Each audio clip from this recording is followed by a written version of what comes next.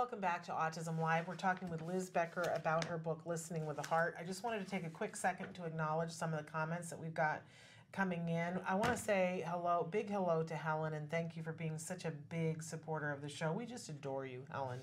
And then I want to say congratulations to Chris Mills, who's got a little one starting at the center in Card on the 24th. We're excited for you too. Then I want to say to Robin, who wrote in on YouTube and said that she has a son who's never been diagnosed, but she believes that he is on the autism spectrum and is facing prison. Please email me separately and let's see if we can't get you some help and support with that. And then most especially, I want to say to the person who wrote in and said that their five-year-old grandson hit them so hard on the hand that they thought the hand might be broken, and that the 5-year-old hits himself and hits others all the time, and what can we do to stop him? It is essential that you get some help and support as soon as possible. That when a person doesn't have the ability to communicate their needs and their wants and their fears and their concerns, they will often aggress because they don't know what else to do to get their needs met. You know, if this person doesn't have functional communication, it's imperative that he be given functional communication, but it is super important not to change the circumstances in such a way that there is no reinforcement for the hitting, or it will escalate. And when that happens, things get to a point where, as I was saying before about insurance, that we're seeing it's harder and harder to treat this in any other way than hospitalization. So with a 5-year-old, you know, if you get the right help and support as soon as possible, then hopefully that can be held off at the pass, right? So you can feel free to email me too. I don't know where you live, but we can talk about what might be available in your area. But let's remember that hitting and violence is not a part of the autism spectrum disorder.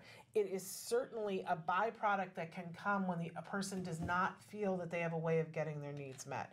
So please reach out to me and let's see if we can't work on that. For anybody who is being hit, there is a part of that can become normal. We don't want that to happen because it's not normal. Let's not normalize it. Let's see if we can't get you some support as soon as possible. But we're talking with Liz Becker, and she's got an amazing book, Listening with the Heart, a guide for understanding nonverbal communication in the autistic child for parents, teachers, and professionals. Liz is one of those pioneers that has left prints in the snowshoe prints for all of us to follow. In this book, you talk about an event in which, you know, you had to say to Matt, to your son, "Are you wanting to hurt me?" That just wrecked my heart, Liz, when I read that. But you have been very successful in having a wonderful relationship with your son. He now, even though, as you say, has some pretty profound effects of being on the spectrum, he lives independently. And he, like, as I was reading through your book, it's just amazing to hear all the things that he does and that he plans and that and how much care he takes of you and of others. I have seen on Facebook that he has a new baby. Is the baby's name Bilbo, like Bilbo Baggins? Yes, Bilbo. Yes. As a little kitten that was found abandoned by its mother. So I'm raising it right now. It's only 3 weeks old, but it's doing very well on formula. And Matt adopted it. It was a surprise because I knew Matt wanted a cat, but every time I'd ask him, "Do you like this one? Do you like that one?" He'd always say, "No, I'm not ready. No, I'm not ready." And this one, he didn't even meet. He heard it cry over the phone, and when he heard that kitten cry, it did something about the crying. He became attached right then and there, and yeah, he's adopted it. So in a couple of weeks. And we'll have a new roommate. There you go. And I want to point out that Matt is in his 30s now, correct? Yes, he's 33. 33, and he's kind of what we call a gentle giant, right? He's not a small man. He's a very big man, but he's a very big man. But he is what I refer to as a gentle giant, and a very gentle soul and a gentle human being. But I'm sure, and you write in the book about one particular incident that, there are times in his life where not being able to communicate his needs has been frustrating. Right. And how did you deal with that, Liz? When he was younger and smaller than me, when he would go into a fit of rage, I would grab him from behind and put my arms around him to keep the arms from flailing all over and take him down to the floor. And then I would just sit and whisper in his ear, "It's all going to be okay. It's all going to be okay. Just take a breath, and I wouldn't let go. He would fight and fight against me, and I wouldn't let go until I could feel that he had just given in. And as soon as he would give in, I would loosen my grip, and then I would make sure that he understood that what I would do next was an actual hug and not a forceful type of restriction. But Matt got bigger than me.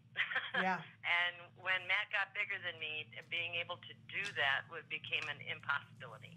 And the times that he would do that became further and further apart. I didn't see it very often as he got older, and I was always very thankful. But in that instant that you're talking about, Matt was bigger. He was taller than me. He was stronger than me. If he wanted to have hurt me, he could have. And I had to de-escalate in a completely different way, and I had to use words. I had to verbally bring him down, de-escalate by asking him certain questions. And because he is a gentle soul, I was reaching for that. I was reaching for that piece of him that loved me. Yes. And Matt was feeling threatened. He would never have grabbed the hammer. He would never have done that had he not felt threatened. And I knew that threat was me. So I had to figure out how to take my threat away from him. And I told him that I was sorry, that I should not have done that. I should not have yelled at him because I had given him an angry voice. And Matt does not do well with anger. He has a very difficult time with anger. And I had to make sure my own voice was calm. I had to make sure my own body language was not stiff. I had to make sure I was relaxed. And inside, I was shaking. I was shaking. This child, it could hurt me. Yeah. And I chose to step closer and not back away. I stepped closer. And I don't want to interrupt you, but we're almost out of time. And I want to say that people need to get the book, to read that, but other stories. One of my favorite, Liz, is when you write about a recent Christmas. We don't have time to talk about it, but I want to urge people.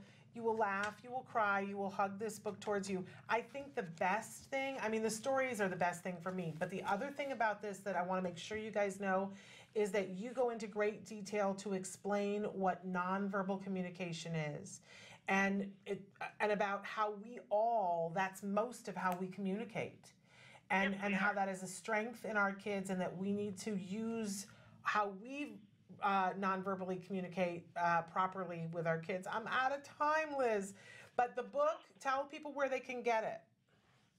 You can get it on Amazon. Just type in either my author name, Liz Becker, or you can type in the title. Okay.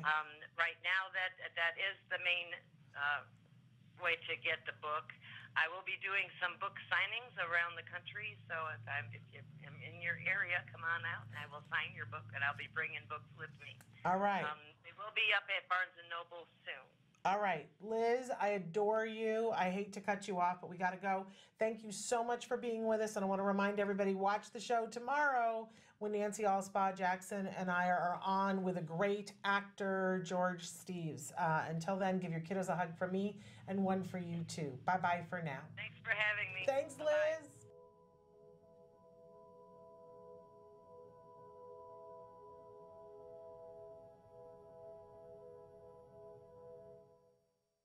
Hey, thanks for watching Autism Live. To subscribe, click here. And if you'd like to check out some more of our videos, click here.